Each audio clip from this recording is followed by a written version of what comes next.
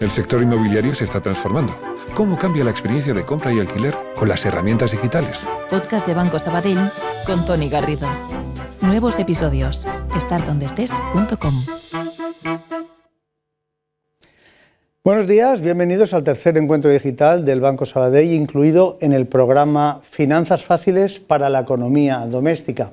Hoy volvemos a contar con Ramón Satorra, más de 25 años de experiencia en el sector bancario, con diferentes cargos directivos en el ámbito nacional e internacional, de los que 10 años, una década, los ha desempeñado en la Comunidad Valenciana. Y actualmente es el director comercial de la Territorial Este del Banco Sabadell. Ramón, muy buenos días y bienvenido a tu casa. Muy bien, pues muchas gracias, Toni. Buenos días a todos. Buenos días. Bueno, Ramón, vamos a entrar en materia y yo primero me gustaría preguntarte si somos buenos ahorradores los españoles y, en cualquier caso, con la situación de crisis que hemos vivido recientemente, ¿existe capacidad de ahorro por parte de las familias? Bueno, una pregunta ya compleja e interesante para empezar. ¿Somos buenos ahorradores los españoles? Mira, la capacidad de ahorro, Toni, depende de una serie de hábitos y depende seguramente también de algunas habilidades innatas que tengamos las personas. Lo que está claro es que hay una serie de parámetros que son básicos a la hora de determinar cuál es la capacidad de ahorro de una persona o de una familia, ¿no? Por mencionar algunos, pues cuál es su edad, cuál es su nivel de renta, cuál es su estilo de vida, cuál es la salud financiera del hogar, cuáles son los proyectos vitales. Y también, ¿por qué no?, cuál es la cultura de ahorro en la que uno ha crecido, ¿no? Todos estos parámetros tienen que ver en la capacidad de ahorro de una persona. No obstante, lo deseable, ¿qué sería? Lo deseable sería que de los ingresos mensuales que tenga una persona, pues un porcentaje se destinara ya directamente al ahorro. Demasiadas veces vemos personas que cuando le preguntamos, oye, ¿y qué capacidad de ahorro tienes? O ¿hasta dónde puedes ahorrar? Pues no está planificado. O muchas veces es, yo ahorro lo que me sobra. Bueno, a veces sobra, a veces no sobra. Por tanto, a veces habrá ahorro bajo esa premisa y a veces no lo habrá. Sería bueno que las personas que tienen ingresos mensuales destinen ese porcentaje acorde a la capacidad de cada uno. Y eso genera un hábito y una obligación de ahorro, ¿no? Hombre, es cierto que hay personas que tienen, como decía antes, ¿no?, habilidades innatas y tienen una capacidad para planificarse, perseverar, no perder el objetivo de vista, seguir insistiendo en sacar esos 5, 10, 20, 50, no sé, 100 euros, depende de la situación de cada uno, para poder hacer un colchón. Pero hay una parte del ahorro y de la capacidad de ahorro que es de hábito. Los hábitos se entrenan, se perfeccionan, acordes a la posibilidad de cada uno. Por tanto, a la pregunta de ¿los españoles somos buenos ahorradores? Yo creo que no es tanto si no somos diferentes respecto a ciudadanos de otros países. Depende más de tu ámbito personal, de cómo seas tú, de qué cultura de ahorro tengas, de si tienes además esa capacidad para persistir y no dejarte pasar ningún mes pues esa cantidad para ese colchón financiero. No depende tanto del lugar, sino de la persona. Y a la segunda pregunta que me decías, si en esta última etapa que hemos vivido de crisis sanitaria, pues han sido capaces de ahorrar las familias. Pues fíjate, se ha dado la circunstancia de que en este año de atrás, el 2020, ha sido uno de los años en los que el ahorro de las familias españolas más ha crecido. ¿Y por qué ha sido? Yo creo que porque ha sido uno de los años en los que más ha crecido desde que hay registros. Pues yo, sin hacer un análisis muy profundo, pero creo que hay unos hitos que lo marcan, ¿no? Primero, una parte de ese ahorro ha sido ahorro forzoso o ahorro forzado. Hemos estado confinados y, por tanto, no podíamos gastar, ¿no?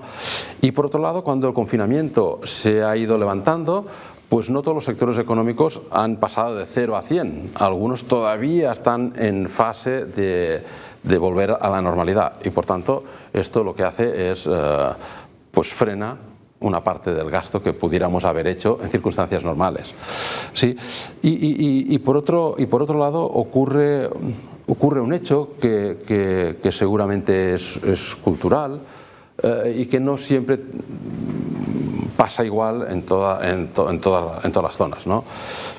Mira, es cierto que la crisis sanitaria ha devenido para todos en una incertidumbre económica, una incertidumbre financiera, ¿no? Y nosotros, culturalmente, reaccionamos ante esta situación de una manera, bueno, que digo, no tiene por qué ser la habitual en todas partes, y es que en épocas de bonanza aumentamos el gasto en lugar de ahorrar para cuando vengan vacas flacas, y en épocas de adversidad económica lo que hacemos es ahorrar, ¿no? Porque antes, en época de bonanza, no lo hemos hecho. Y eso tiene una consecuencia, es una consecuencia que lo que hace es pues hacer más grande el ciclo. Si en una época de bonanza encima la población gasta más, ¿no? Pues hacemos que el ciclo económico crezca más. Pero en caso contrario, en una situación de economía adversa, si encima nosotros no gastamos, lo que hacemos es deprimir más la economía, ¿sí? Bueno, pues seguramente esto obedece a factores culturales que todavía no todo el mundo ha tomado conciencia de que en épocas buenas mejor ir haciendo una hucha, ¿no? O un colchón, como se dice. El hecho es que en el año 2020 el ahorro de las familias, en términos agregados, luego cada uno, pues evidentemente ha pasado por la situación que ha pasado y no es igual ni vale para todos lo que digo, pero en términos agregados el ahorro de las familias en España ha aumentado, en época de pandemia, por las razones, un análisis muy superficial que te he comentado. ¿Y qué alternativas tenemos para rentabilizar eso? Bueno, aquí también hay aspectos culturales, Fíjate que tradicionalmente en España una parte importante del ahorro se ha dedicado a inversión de vivienda, pero no de vivienda con un objetivo de rentabilizar, sino de primera vivienda, ¿no? Este ha sido uno de los destinos a los que se ha destinado parte del ahorro, inversión en vivienda. Como digo, esto obedece a un bagaje cultural de propiedad de la vivienda donde uno vive. Esto no es así en todo el mundo, ni mucho menos, y además este bagaje cultural se transmite de generación en generación, Seguimos comprando la vivienda en la que es nuestra primera residencia. Esta ha sido una parte a la que tradicionalmente se ha destinado al ahorro. También es verdad que todos hemos sufrido una escasez de formación financiera en las etapas tempranas de formación escolar y por tanto los productos financieros en general nos parece un mundo complejo y no hemos tenido tendencia a revisarlos tanto o a tenerlos como una opción de inversión. La segunda forma de rentabilizar el ahorro quizás más habitual en España ha sido pues invertir o crear negocios, ¿no? Mucha gente con ese colchón que ha tenido pues ha tenido oportunidad de crear un negocio, invertir en un negocio, sacar adelante y si el negocio ha perdurado, pues esta inversión inicial ha generado una rentabilidad y no solo eso, sino que ha servido de sustento para una familia o varias familias, Por tanto, otra parte del ahorro se ha destinado a inversión en negocios. Y la tercera pata del ahorro se ha destinado a inversión tradicionalmente en productos financieros. Pero permíteme, Tony, que concrete qué son productos financieros tradicionalmente en nuestro entorno. Productos financieros tradicionalmente en nuestro entorno son depósitos a plazo fijo, ¿sí? Por tanto, cuando hablamos de productos financieros hablamos de depósito a plazo fijo. Ese ha sido el producto por excelencia, el producto financiero por excelencia al que se han invertido, fíjate la palabra invertido, ¿no? Depósitos a plazo fijo. Claro. Esto tenía todo el sentido del mundo en épocas con tipos de interés altos. Pero ¿qué nos pasa ahora? Pues ahora lo que nos está pasando es que estamos ya desde hace varios años, desde probablemente más de 5 años, estamos en una situación de tipos de interés cero o negativos y por tanto el producto por excelencia tradicional al que se ha destinado el ahorro, que es el depósito a plazo fijo, no rinde. paga cero.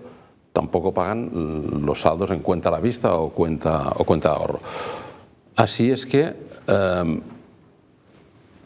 habrá que replantearse como ahorrador dónde invierto para sacar una rentabilidad. Y dado que los depósitos de las cuentas no rinden nada, tienen rentabilidad cero, el ahorrador tendrá que transitar hacia el camino de la inversión. ¿Eso qué significa? Significa que el ahorrador tendrá que destinar una parte de ese ahorro, si es que quiere obtener rentabilidad, partimos de esa base, a productos que incorporen un riesgo que permita precisamente pues, sacar rentabilidad del ahorro. Bueno, habrá que ver cómo conseguimos hacer este tránsito. Lo cierto es que hemos entrado en una fase que parece, los indicadores nos dicen que es de recuperación económica. No solo estamos en esta fase de recuperación económica, sino que si todos los estímulos fiscales, económicos que se han ido lanzando las diferentes entidades, pues a medida que vayan surtiendo efecto, a medida que se vaya pues ya eliminando la restricción de la movilidad, etcétera, este crecimiento económico se irá consolidando y a medida que se va consolidando este crecimiento económico es lógico esperar que se podrán obtener rentabilidades de inversiones financieras. El abanico de inversiones financieras, a tu pregunta de dónde invertimos este ahorro que se ha generado, el abanico de posibles inversiones financieras más allá del viejo depósito a plazo que hoy en día no rinde, pues renta variable es lo que tradicionalmente decimos como invertir en bolsa, ¿no? Comprar acciones de compañías, renta fija, invertir en deuda, comprar deuda emitida por entidades públicas o privadas, invertir en productos cuya rentabilidad está referenciada pues, a comportamientos de índices, de acciones, de materias primas, etcétera. Y luego a través de vehículos como puedan ser los fondos de inversión, los planes de pensiones, los seguros de ahorro. Por lo tanto, el abanico de posibilidades para invertir es amplio, ya estaba ahí, ¿eh? Lo que pasa es que ahora se le da mucha más visibilidad porque el producto al que se ha destinado, el producto financiero, al que se ha destinado el ahorro tradicionalmente, no rinde, ¿no? Así es que la clave para ¿en qué puedo invertir para sacar rendimiento de ese ahorro que me preguntabas? La primera clave será que el ahorrador entienda que debe moverse a una posición de inversor. Si sigue anclado en acumular dinero en una cuenta corriente o en un depósito, no sacará rentabilidad. Profundicemos precisamente en eso, Ramón. Yo soy ahorrador y quiero pasar a ser inversor. ¿Qué debo tener en cuenta? Bueno, lo primero es tomar conciencia, y eso es fácil de decir, pero no es tan fácil de hacer. Tomar conciencia de que hoy en día no hay ningún producto financiero, no hay ninguna inversión sin riesgo que dé rentabilidad. Eso no existe. En el pasado sí, en el pasado el depósito a plazo fijo era teóricamente sin riesgo, ¿sí? Y daba una rentabilidad. Hoy este producto financiero no existe. El entorno de bajos tipos de interés hacen que esta situación no se dé. Por tanto, para pasar de ahorrador a inversor, lo primero que tiene que hacer el ahorrador es tomar conciencia de que deberá asumir un riesgo. Si no, no rentabilizará. Pero diría más, no es que no rentabilizará el ahorro, es que tendrá un coste. Tendrá un coste porque acumular dinero en cuentas y en depósitos seguramente tiene un coste directo por comisiones, ¿sí? Por otro lado, tiene un coste bastante directo, pero que a lo mejor se ve menos, que es la pérdida de valor de poder adquisitivo. Es decir, la inflación tiene una afectación sobre el dinero no invertido dramática. Fíjate que ya en el año 2021 la inflación ha empezado a crecer hasta el punto que en el periodo enero-agosto de 2021 los precios han subido un 2,7% de media. Si miramos agosto 2020 y agosto 2021, el IPC ha subido un 3,3%. Es decir, si yo no rentabilizo mis ahorros, con eso compraré un 3,3% cosas de ese valor, ¿no? De ese valor menor. ¿Por qué? Pues porque el dinero que no rentabilizó genera pérdida. Pero además hay un coste adicional, que es el coste de perder la oportunidad de haber estado invertido en mercados financieros. Si hubiera invertido una parte de esos ahorros, hubiera sacado una rentabilidad. Si no lo he hecho porque no estoy transitando de ahorrador a inversor, eso es un coste de oportunidad. Por tanto, para hacer ese tránsito, primero, asumir que sin riesgo no hay rentabilidad y asumir que eso tiene un coste directo por comisiones, directo por inflación también, y el coste de oportunidad de no invertir. Por tanto, ¿qué es lo que debe hacer un inversor hoy en día?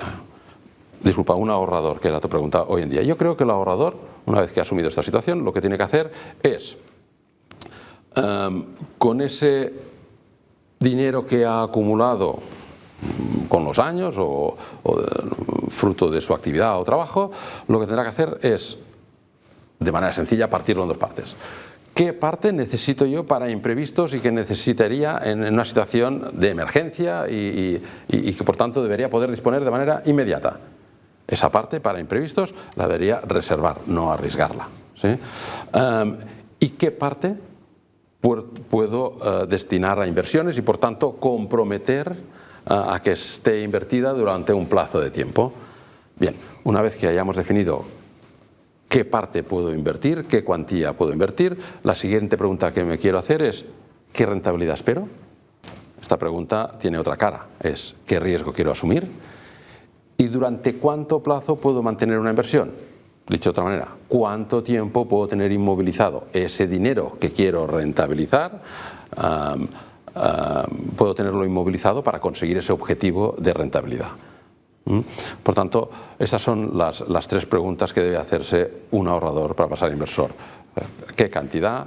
¿Qué riesgo quiero asumir? ¿Y qué plazo? Estas preguntas, ¿y qué plazo puedo estar invertido? ¿Puedo no tener que disponer de ese dinero? Estas tres preguntas son sencillas, parecen sencillas, pero intervienen muchos factores a la hora de buscar las respuestas. Por tanto, nuestra recomendación siempre, y siempre lo haremos, es que se busque asesoramiento experto, acompañamiento y asesoramiento experto. ¿Por qué? Porque es la mejor manera de no caer en posibles errores por no haber analizado bien la situación. Un experto bancario o de otras compañías que asesoran podrá asesorar al cliente en cómo valorar estas tres preguntas que parecen sencillas, pero que marcarán el devenir del rendimiento de una inversión. Subrayamos precisamente eso. ¿Qué aspectos debo considerar para invertir en productos financieros?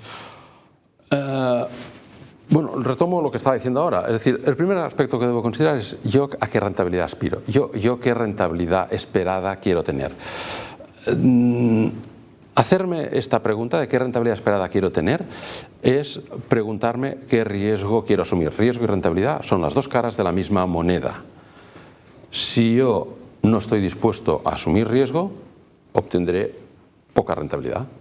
Si mi ambición es la de tener un alto rendimiento, tendré que asumir riesgo, más niveles de riesgo. Por tanto, la primera consideración que debo tener es hacerme la pregunta de a qué rentabilidad aspiro. La segunda, como decía antes, es de qué plazo dispongo para no utilizar ese dinero, ¿no? Y eso es relevante, porque si mi expectativa es tener una rentabilidad alta, tendré que asumir más riesgo, y para asumir más riesgo es bueno que la inversión, para conseguir ese objetivo de rentabilidad, que la inversión esté un largo plazo, ¿no? Así es que si tenemos claramente identificado el riesgo que quiero asumir o la rentabilidad que quiero alcanzar y el tiempo que puedo inmovilizarlo, podré saber a qué producto financiero me puedo dirigir, ¿no? De manera que un inversor, ahora ya hablamos de un inversor, ya estamos con un inversor que no quiera asumir mucho riesgo y que además no quiera tener comprometido en plazo esa parte de dinero durante mucho tiempo, pues será un inversor que obtendrá una pequeña rentabilidad, pero por contra seguro que gana en seguridad y en tranquilidad. Hay poco riesgo. Aquel inversor que sí quiere acceder a mayores rentabilidades, pues tendrá que asumir más riesgos y por tanto tendrá que comprometerse a mantener la inversión un plazo más largo. De todas formas, hay que también considerar otros aspectos a la hora de hacer una inversión, aunque los principales son estos dos, pero habrá que considerar la necesidad de tener que diversificar. Diversificar e invertir en varios productos financieros, en varios activos, en varios mercados, es una forma de atenuar el riesgo y buscar la máxima rentabilidad posible. Hay que tener la capacidad de diversificar. Hay que tener la capacidad, en la vida en general también, y en las inversiones de manera muy especial, de ser paciente. Porque imaginemos aquel inversor que ha decidido que él va a mantener esta inversión con ese objetivo que tenga, pues 7 años, por decir un ejemplo, 7 años. Claro, los 7 años habrá días que los mercados subirán y por tanto habrá un pico de rentabilidad alto, otros días los mercados bajarán porque por las circunstancias que sea, habrá un valle de mala rentabilidad, incluso de pérdida temporal. Entonces, si no tenemos la paciencia y tomamos la decisión en función de si la rentabilidad sube o baja, de romper aquel plazo al que me comprometí, porque tenía un objetivo inicial cuando hice la inversión, y no soy paciente y desinvierto e invierto, no es propicio para la inversión. De hecho, tenemos muchos análisis de cómo afecta la rentabilidad perderse los 5 días más rentables de un año. Es dramático. Si un año, porque me he dedicado a entrar y salir, porque he sido impaciente, y resulta que me he perdido los 5 días más rentables del año en esas entradas y salidas, la rentabilidad se minora en más de la mitad, por haberme perdido 5 días los 5 picos más altos. Entonces, jugar este juego de la impaciencia no es muy recomendable. Aparte de la diversificación y la paciencia, también está la constancia. ¿No? ¿Con constancia a qué me refiero? Me refiero a que muchos inversores buscan o piensan cuál es el mejor momento para iniciar una inversión. Esto no lo sabe nadie, no podemos saber cuál es el mejor momento, ni seguramente tendrá tanta relevancia al final en el resultado de una inversión. La constancia, y es una recomendación que hacemos a todos los inversores, es que no solo depositen todo el ahorro o la parte del ahorro que han destinado a invertir de golpe un día y se olviden, sino que depositen una parte del ahorro, lo inviertan y luego vayan haciendo aportaciones periódicas. Hacer aportaciones periódicas ayuda al hábito que hemos dicho al principio de todo, de generar ese ahorro constante, ayuda a que, oye, unos días entraré más caro o más barato en los mercados financieros, ayuda a suavizar las curvas y en definitiva, pues ayuda a seguir aumentando esa cantidad de dinero invertida y a seguir generando más rentabilidad. Luego también hay otro aspecto, ese es muy curioso, ¿no? Hay que controlar las emociones. Invertir, vamos a decirlo de otra forma. Tener una estrategia de inversión basada en corazonadas, 1, no es recomendable, 2, no funciona. No es recomendable y además no funciona. No, un día podemos acertar. Tengo la corazonada de qué ocurre. Bueno, pero esta no es la forma de invertir. Las emociones deben estar lejos de los mercados financieros. Antes de hacer una inversión debemos hacer un análisis racional, un análisis profundo para saber si con mi perfil puedo, a ver si consigo ponerlo, ahí está. Si con mi perfil y con el riesgo que quiero asumir, pues puedo asumir este riesgo o no puedo asumirlo. Pero actuar por impulsos no es recomendable, no es recomendable. Por tanto, yo creo que de alguna manera Todas estas cosas que he mencionado, la diversificación, el determinar el grado de riesgo, el plazo, todo esto, hay una serie de productos financieros que lo canalizan muy bien, que lo contemplan muy bien. Productos financieros que al final lo que permiten es que el inversor menos avezado pues deje al final la gestión de esa parte del ahorro que quiere invertir en manos de profesionales. También para inversores más avezados, pero que no quieren invertir tiempo en eso, pues en seguir inversiones, pues pueden también dejar que ese ahorro lo gestionen profesionales, y de esa forma nos garantizamos de que se seguirá de una forma más, digamos, más ordenada todas estas pautas que hemos dicho y factores que hay que tener en cuenta a la hora de hacer una inversión, ¿no? Por último, Ramón, háblanos de las características y de las ventajas de los fondos de inversión. Bueno, precisamente los fondos de inversión son un producto, fíjate, fondos de inversión son un producto financiero que permite a una multitud de inversores acceder a mercados y a inversiones en condiciones muy favorables. El funcionamiento es muy sencillo. Un inversor entrega a un gestor una cantidad de dinero para que la gestione a cambio de una comisión. Ese gestor acumulará ese dinero del inversor al dinero que otros inversores le han dado, y con una estrategia que ha explicado de inversión definida, ¿sí?, va a realizar análisis y operaciones financieras de compra y de venta buscando la mejor rentabilidad posible. Cuando digo con una estrategia definida es que el gestor va a decirnos, por ejemplo, yo invertiré el dinero de todos los inversores, es un ejemplo, en acciones de empresas españolas. Pues ya sabemos cuál es la estrategia de inversión de ese gestor y de ese dinero acumulado en ese fondo. Nunca va a haber una inversión en una empresa de Estados Unidos, no es la estrategia que hemos definido.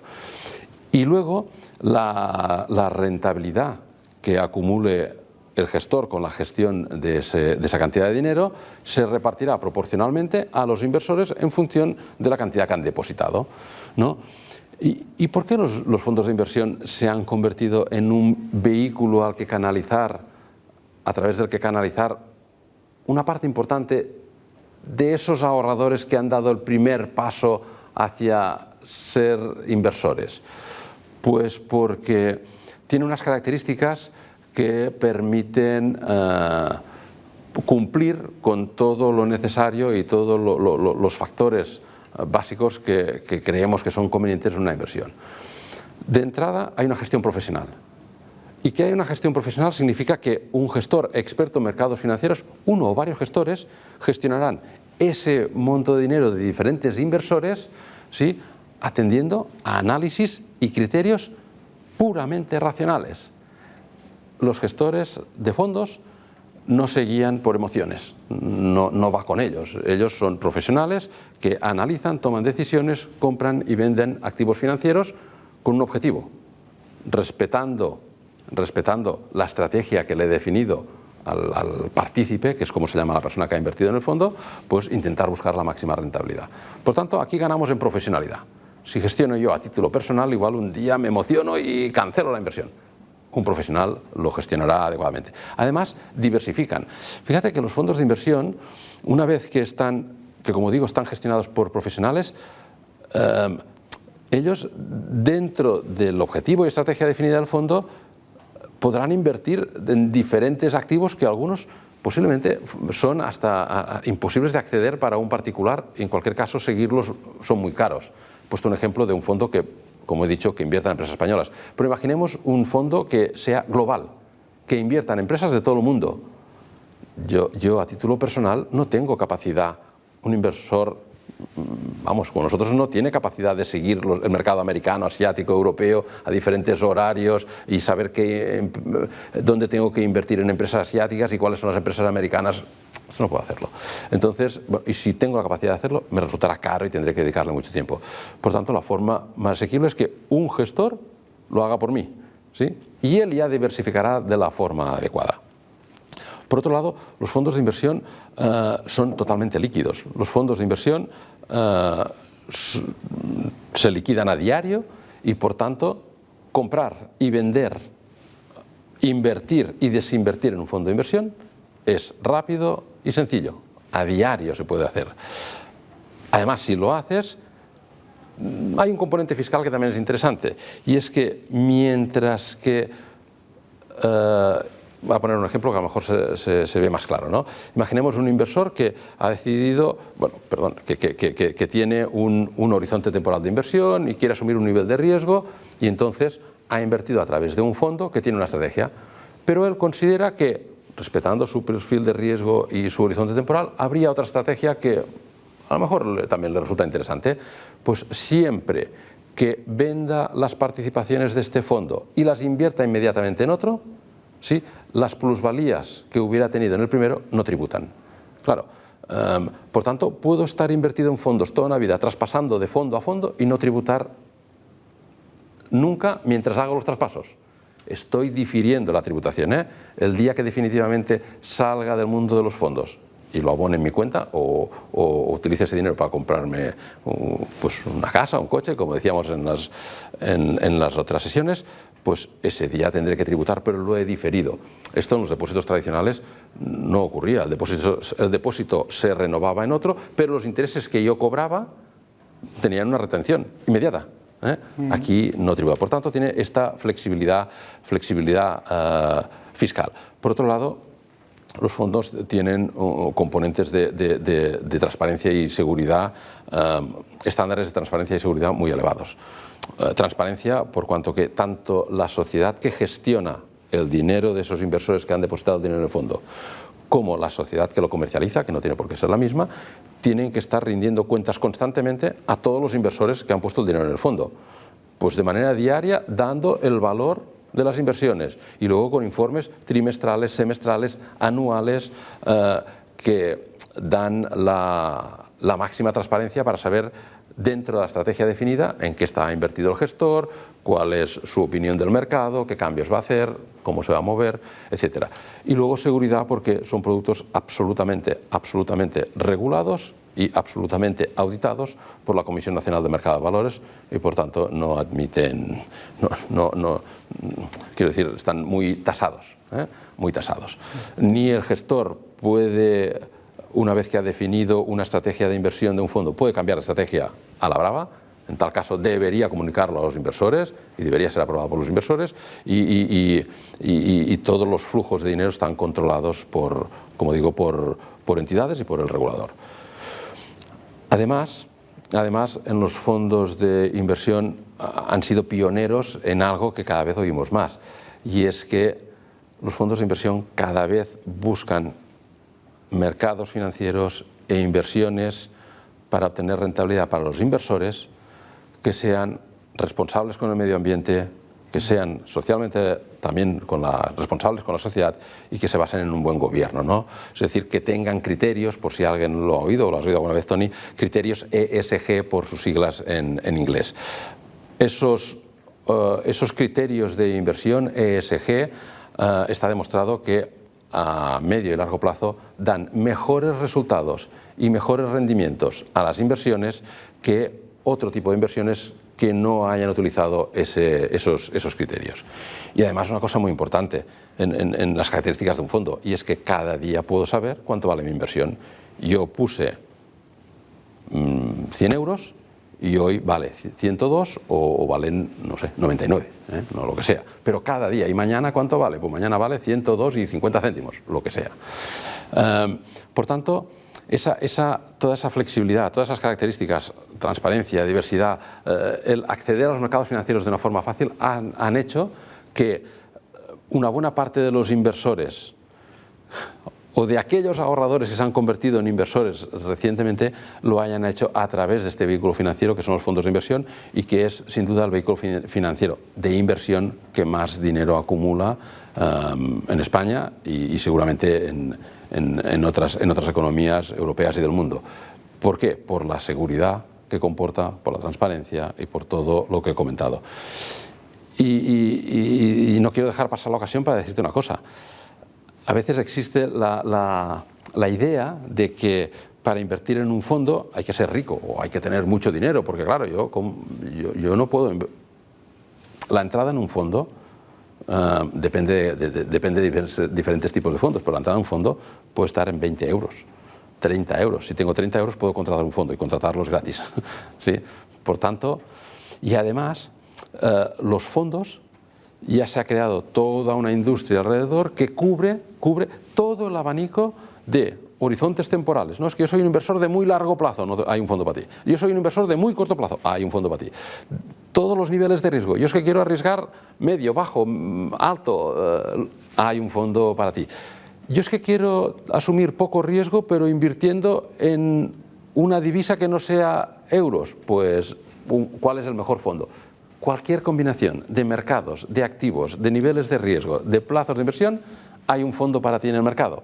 Por tanto, es cuestión de elegir, pero la elección no es fácil. Y ahí es donde decimos siempre que es bueno que los inversores cuenten con el concurso de un asesor que le pueda acompañar y asesorar. Tomar, lo he dicho antes y lo reitero, tomar decisiones de inversión por corazonadas o sin hacer un análisis más o menos profundo es un error. Puede funcionar una vez, pero casi que es garantía de... pues seguro que garantía de sinsabores, de fracaso o de sinsabores a medio plazo, seguro. Bueno, en ese sentido también te quiero comentar que en Banco Sabadell tenemos este abanico para todo el tipo de inversores, este abanico en fondos de inversión para todos. La inmensa mayoría de nuestros fondos de inversión están invertidos con criterios ESG. Tenemos como socio gestor en fondos de inversión la multinacional Amundi, es el mayor gestor de fondos de Europa por activos gestionados y ellos tienen una visión muy clara y tienen una gran tradición de años de las inversiones con criterios ESG. Por tanto, esto aporta valor a nuestros clientes, a nuestros partícipes de los fondos, a la gente que quiere dar ese primer paso para pasar del ahorro a la inversión, porque con el ahorro y el depósito a plazo fijo no se consigue rentabilidad, y también para todos aquellos inversores que quieren dedicar su tiempo a otras cosas, no a vigilar sus inversiones. Ya lo harán los gestores de nuestros fondos, ¿sí? Y luego la entrada a este mundo, pues es a través, como digo, ya sea de un empleado bancario o de un gestor de otro tipo de entidades que también pueden asesorar, pero sí te digo que en Banco Sabadell todos los gestores que tenemos, todos los empleados que gestionan ahorro de clientes, tienen una titulación regulatoria y que por tanto eso nos da la tranquilidad de que el asesoramiento es el que toca y sobre todo usando criterios de racionalidad y no emocionales. Muchas veces nuestro trabajo con los clientes que invierten, con los inversores, es el de frenar las emociones. No, pues yo ahora esto no estoy conforme y voy a vender. Espérate, voy a explicarte por qué no es conveniente vender o por qué sí es conveniente. Bueno, así es que creo que la clave del título de lo que estábamos hablando hoy, ¿no? Ahorro, inversión, ¿cómo puedo rentabilizar mis ahorros? Pues la clave hoy pasa por asumir unos riesgos controlados y asesorado con un inversor. El abanico de productos está ahí y nosotros lo llevaremos al que le corresponda. Pues Ramón Satorra, muchísimas gracias por ese torrente de buenos consejos en tan poco espacio de tiempo. En este tercer encuentro dedicado a las finanzas para la economía doméstica, finanzas fáciles para la economía doméstica, y quedamos citados para el cuarto, Ramón. Muy bien, cuando tú me digas. Pues muchísimas gracias y también a ustedes por su atención. Muy buenos días. Desde 1881 hemos recorrido un largo camino. Este largo camino nos ha hecho ser lo que somos, pero aún nos queda lo mejor por recorrer. Los clientes y sus necesidades se han transformado y nosotros debemos adaptarnos sin perder lo que nos caracteriza. Siempre aportándoles valor y buscando la excelencia en el servicio, desde la cercanía y la confianza. Solo así seremos el banco que queremos ser. Estaremos donde queremos estar.